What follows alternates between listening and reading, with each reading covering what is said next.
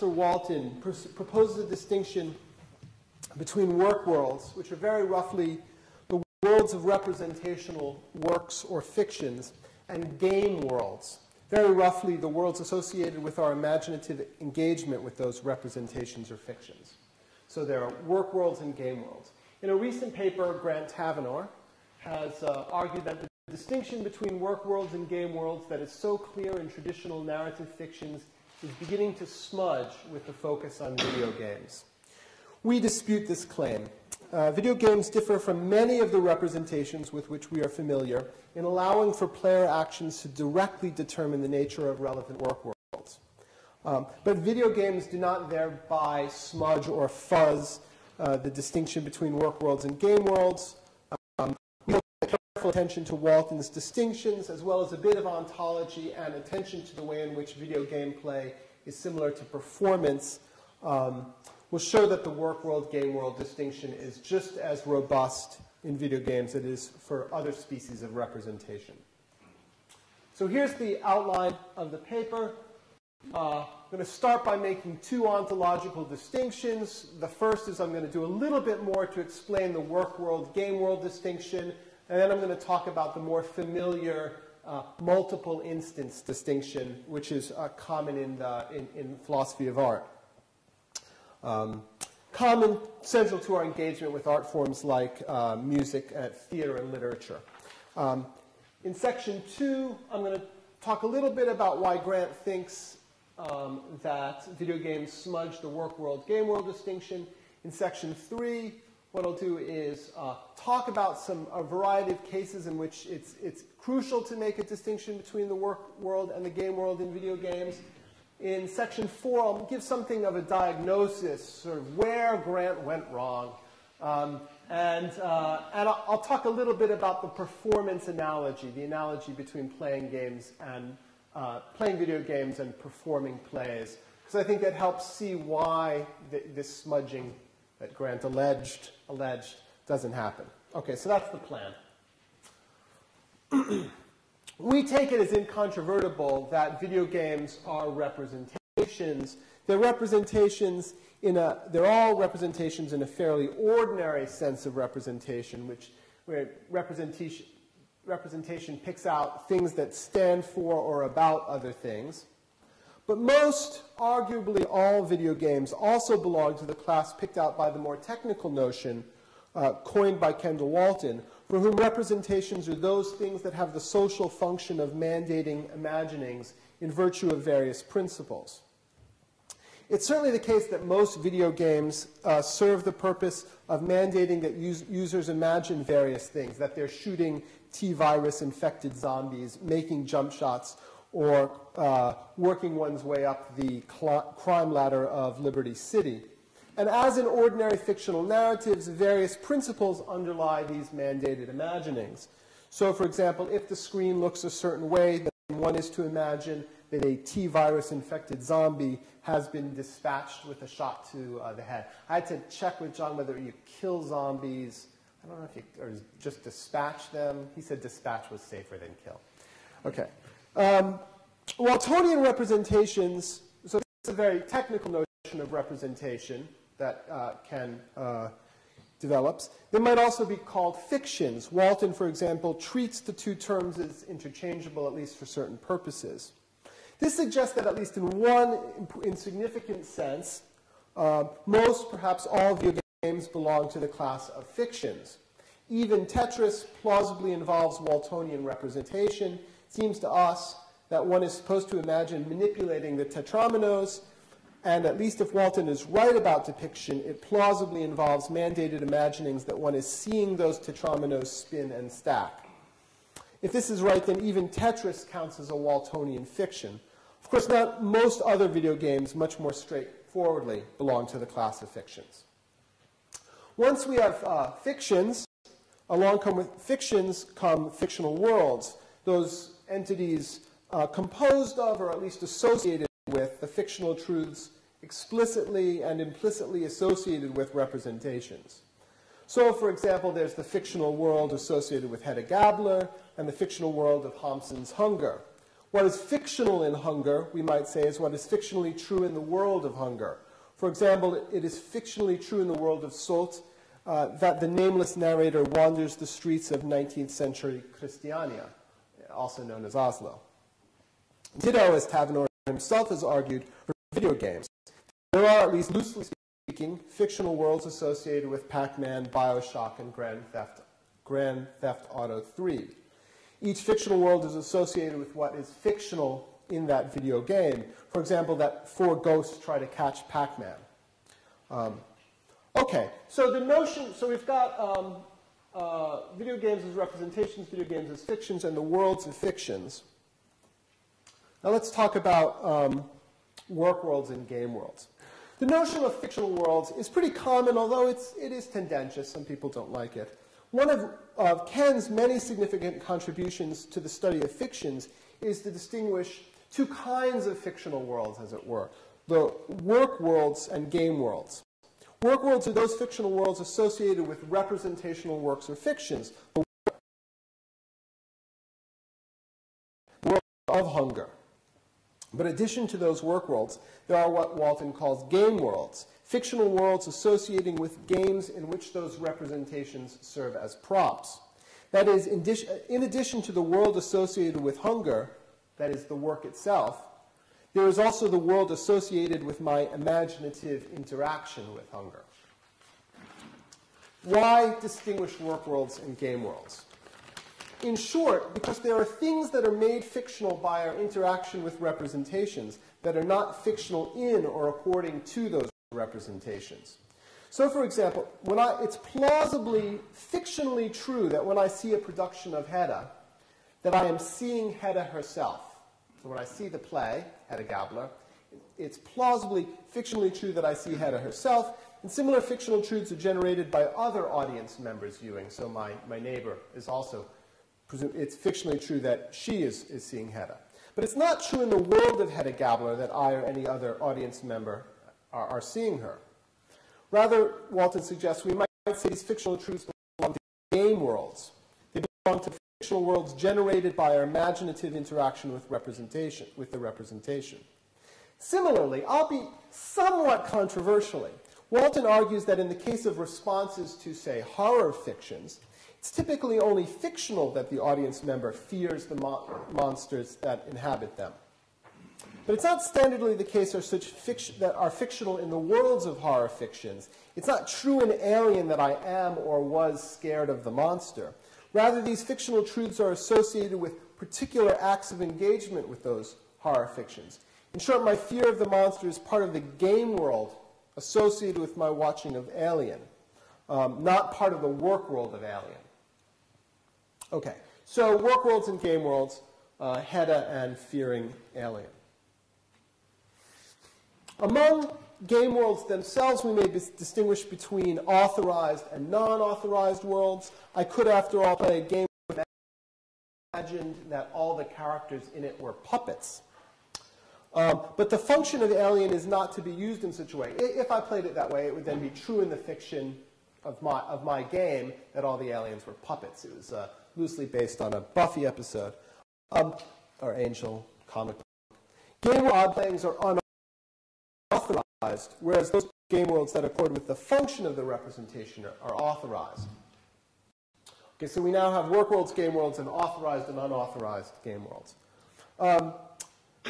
This allows us to begin spelling out a little bit more the relationship between work worlds and game worlds. So, for example, there's a significant overlap between what's true in work worlds and what's true in game worlds. Since it's typically the case that what's fictional in a work world is fictional in the game worlds associated with it. It's fictional both in the work world of Hedda and the vast majority of Hedda game worlds that she burns Lovberg's manuscript. Of course, unauthorized game worlds may provide exception to the generalization. So, for example, if I imagine while watching a production of Hedda that the apparent burning of the manuscript is just Hedda's fantasy, I mean, there's a game world there, but it's an unauthorized game world. I'm not authorized to imagine that. More specifically, we may say that the work worlds are roughly, I think there are some some exceptions to this, but roughly composed of those fictional truths that are fictional in all authorized game worlds. Okay, so now we have work worlds, game worlds, authorized and unauthorized game worlds, and roughly speaking, modulo some worries, work worlds are composed of those fictional truths that are true in all authorized game worlds. Now, are work worlds only associated with works? I don't think so, and I double-checked with Ken, and he agreed with me. So I'm feeling good about that. Why are they not only associated with work worlds?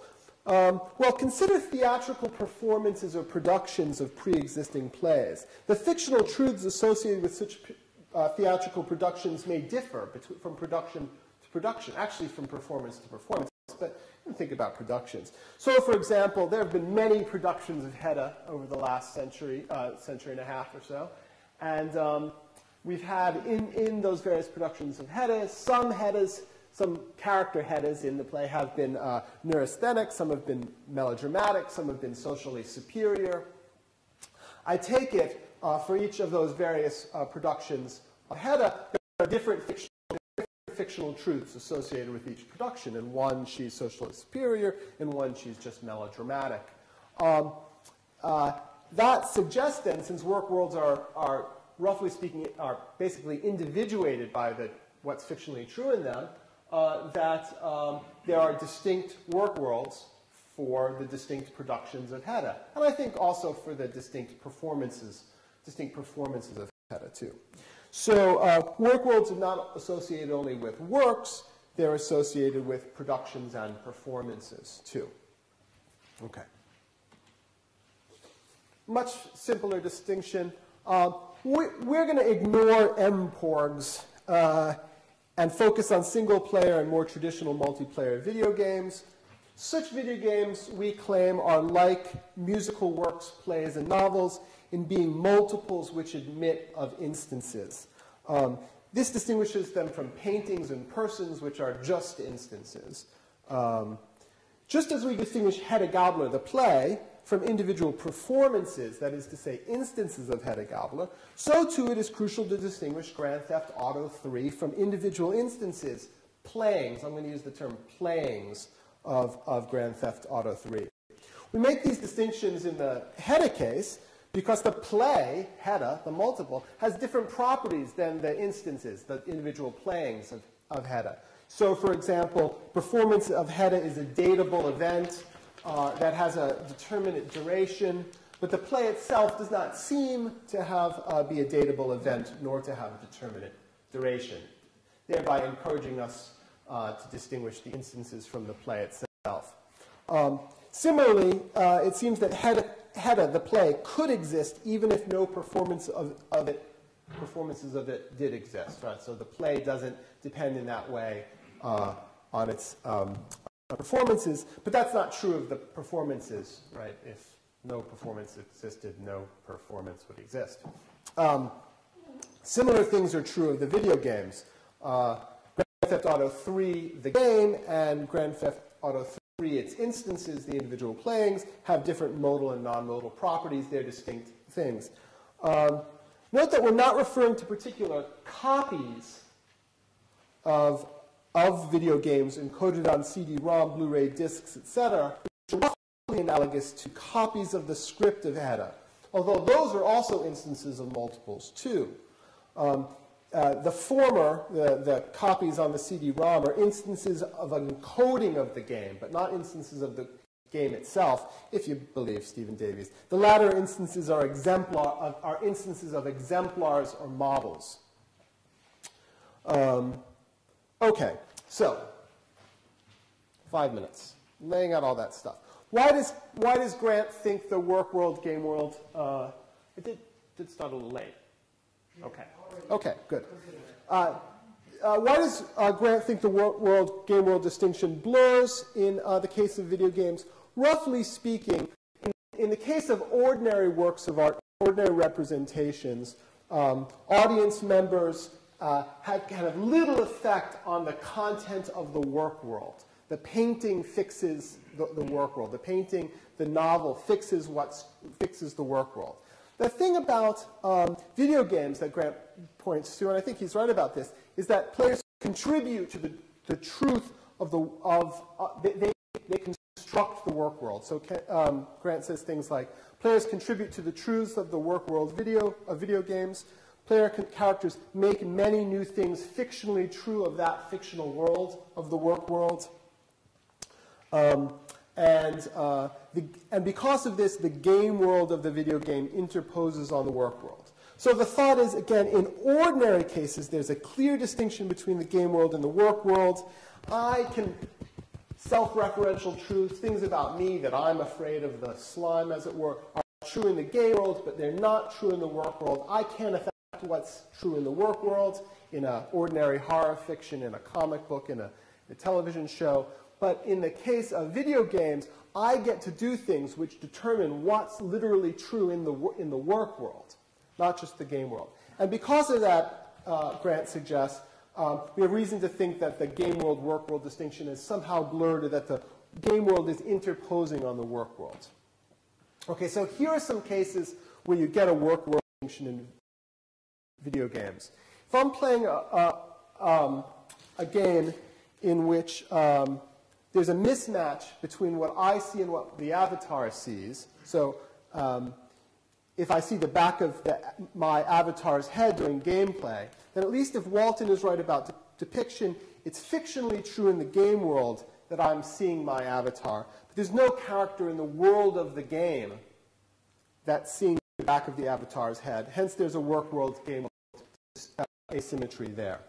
Here's another kind of strange case. I can play unauthorized games with video games. So I can play a game with Pac-Man in which I imagine Pinky, Blinky, and Inky being my friends or lovers, Pac-Man's friends or lovers. I take it, I can play a fiction like that, play a game like that. It's true in the fiction that I'm playing that Pinky and Inky are my lovers, or Pac-Man's lovers. But that's a matter of what's true in an unauthorized game world, not what's true in a work world. What are some other examples? In Resident Evil Code Veronica, a cutscene reveals that the villain of the piece, Albert Wesker, has dispatched some enhanced hunters to kill the player's avatar, Chris Redfield. After this takes place, the player's subsequent interaction with the fiction authorizes the game world fiction according to which the player is afraid that Chris will be killed by the hunters. Of course, you can take all sorts of attitudes towards the game that you like. It's clear that the fear attitude fiction is authorized. I think it's clear because of the genre that the game is in, that it's in the horror genre. But there's no character in Resident Evil Code Veronica that of whom it's fictionally the case that they fear the enhanced hunters, because they don't know about it. So here you have a mismatch between work world and game world. Let me offer one other case and then give my diagnosis of what's going on. In BIOSHOCK, the player is given the choice of either freeing the little sisters, children who have been enslaved in order to harvest the game's power source atom, or else killing them in order to claim for themselves the atom the little sisters have collected. The game is set up so the player's decision as to whether to kill the little sisters or not is what determines whether the avatar is good or evil, and in such a way that taking the evil choice of killing the little sisters is supposed to elicit guilt or quasi-guilt in the player. You might argue that BIOSHOCK is designed to generate guilt or quasi-guilt in the player, but we think there are lots of cues in the game that make it suggest that it is designed to do it. In Walton's terminology, then, killing a little sister will often make it fictional in the game world, and some other things, that the player feels guilty for their actions. But there's no hint in the work world that the player's avatar feels any such guilt. Indeed, the very actions which make it fictional in the game world that the player feels guilty are the ones which make it fictional in the work world that the player's avatar is a selfish and callous individual, and not the sort of person one would feel who would feel any guilt at all. Okay, so again, we have a case in BIOSHOCK where there's a mismatch between what's fictionally the case in the game that the player plays, that it's fictionally the case that they feel guilty, and what's true in the work world. It's not true that the avatar or any other character feels guilty for what they've done. So again, we have a mismatch, a work world, game world distinction, important to make that distinction. What's going on? So I'll try to give the diagnosis quickly. Taverner's right. In video games, players contribute to the content of the fictional world. Players' actions determine work worlds in video games. How Taverner puts it, the game world effectively, he puts it, the game world effectively projects into the work world because of the fictional interaction. So, leaving aside the issue of whether it's the game world that does it, which work world is he talking about? Well, he's talking about the work world associated with the individual playing of the game. That is to say, players don't contribute to the content of BIOSHOCK, the game. What they do is contribute to the content, the work world associated with an individual playing of BIOSHOCK. Compare the way actors contribute to the construction of the work world associated with a particular production of Hedda Gabler. The actors don't determine what's true in the work world of Hedda, the play. They partially determine what's true in a particular production of Hedda. We think the performance-playing analogy is quite important. I won't go through all the points here, but in particular, just as in performances of plays, for example, they're produced largely by intentional action, and the content of theatrical performances is partially determined by performers.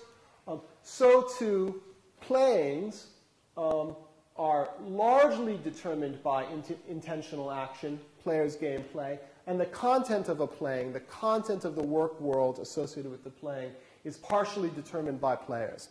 I think there are many analogies here between playing games and performing plays. The upshot is not that games are performed. That's not what we're arguing. But contra Aaron Smuts, we think we can learn something by attending to the analogy. Specifically, this can help us see how player construction of worlds associated with particular playings, is consistent with retaining a robust work world, game world distinction. Because there's a significant analogy between that and the way in which actors can be involved in the construction of the worlds associated with particular productions of plays. Conclusion, we see no reason to think that the work world, game world distinction is smudged in the case of video games, so no significant difference between video games and other forms of representation are to be found here. And we think that the similarity and difference between video game play and video games and works for performance is a significant area for future inquiry. Thank you. I agree with the main conclusion that there is no, well, I'm not sure. My first idea is that I agree with the general argument. But then I'd like you to comment on one particular example that illustrates how it might be maybe not significantly different, but at least a little bit different. In Grand Theft Auto 4, or in any video game, if you are playing with your character, your avatar, in the way that blatantly contradicts the way that avatar is described in the game, in the narrative, that is not considered a contradiction, a problem. You know, I'm driving around with this character, and he's the maniac when I'm driving around, because I'm a bad boy, for whatever reason, you know, driving over old ladies and being indiscriminately killing half-time. But the guy who's in the story is like this deep-thinking criminal, you know, who has a whole lot of baggage from a home country, all that kind of thing. You know, he's a philosophizing guy, you know. Yeah. But in a computer game, that contradiction is seemingly not important at all. But if you had a similar kind of contradiction in a performance of Hedda Gabler, where I performed her as some kind of, you know, very different from that would be a much more serious issue. Well, okay. So the first thing is I was pointing to some analogies and similarities between performing plays and playing video games. I certainly think there are some disanalogies. You typically don't play games for an audience, typically. However, there are radical interpretations, there are radical productions of plays in which people play the characters very differently. And then what we do is we engage in critical discourse about whether this radical reinterpretation of the character is is interesting and worthwhile. I guess I'm suggesting that theater, particularly late 20th century theater, allows for pretty radical divergences from sort of traditional performance. You can get away with a lot, and so I guess I'm not sure there is as stark a contrast there as you've suggested. Yeah. Right? Yeah, I've sort of revised my ideas on that, and I've removed some of that. What I now think is sort of a little sloppy language and rephrase it right in words. You did it there. So I'm just involving you kind of sort of phrase it anyway. And also, I'm just thinking about multiple instances, some issues as well. Performance, and I think that's a good way, maybe to set things out. It's obviously going to be like more like some performance arts than others, I think. But the one, I don't think it's a particularly good comparison. Let's talk about, really wildly interpreted also. I think it is.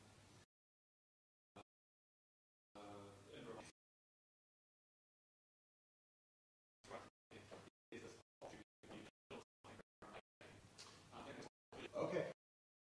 So I think that offhand, I think that there's an importance that might point to an important dissimilarity with theater and similarity to improvisational performance. The reason why I think there is it's important to make the connection is the kind of the semantic content you get in games. I mean, the content you get in games and theater, which you don't get unless with musical performances. Yeah. So I think so. Yes, I mean, in some sense, I think that's right. It's improvisational theater might be a slightly better example. But I think there are lots of analogies to even more traditional theater. Again, it's not a claim that this is performance or is just like theatrical performance. I agree that there are lots of differences. If I rephrase it, it's much I'll probably say that the game will, I think, determines much more sort of play a risk control over what actually happens in the fictional world to a greater extent than traditional fictions.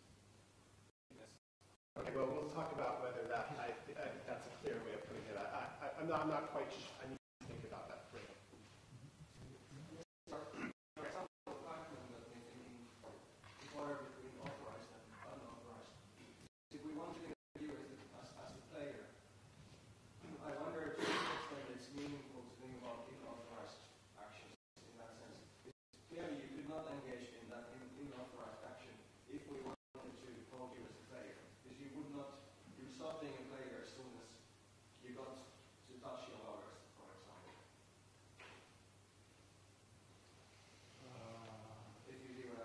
I would stop. Well, the game of Pac-Man will end as soon as you touch the mouse if you haven't even done it. So you can. I play a dance of a wedding. It's very complicated, weird things people can imagine on this time. So this notion of unauthorized, I think that has to be lifted in the context of single-player games, especially. Well, I mean, just start with the model of like an ordinary representation. I mean, it's so crazy doing this in front of Ken, but let's just start with the model of an ordinary picture or something like that, or alien. And imagine I sit. It's a game of sort of mystery. They're not. It's not really happening. It's all puppets. There's something that's gone. You want to say something's gone wrong there, and a way of talking. I'm not doing quite what it's with the film, what it's designed or what it functions typically to do. I think there's just something like that in the case of even single-player video games. I could imagine that Pac-Man is a turnip or a piece of Yetos, jumping around from waffle to waffle. With computer games, there are limits what you can do if we want to think of you as a player. So we might Oh, so then the worry, so I can do those, but then you're thinking that I'm not a player anymore. I have no views about what the conditions are under which I count as a player. I mean, well, I mean, seems like I could still play. We have to continue. If we want to call you as a player, you would have to continue. Question from the back? Yeah. Something I need to mention is in a lot of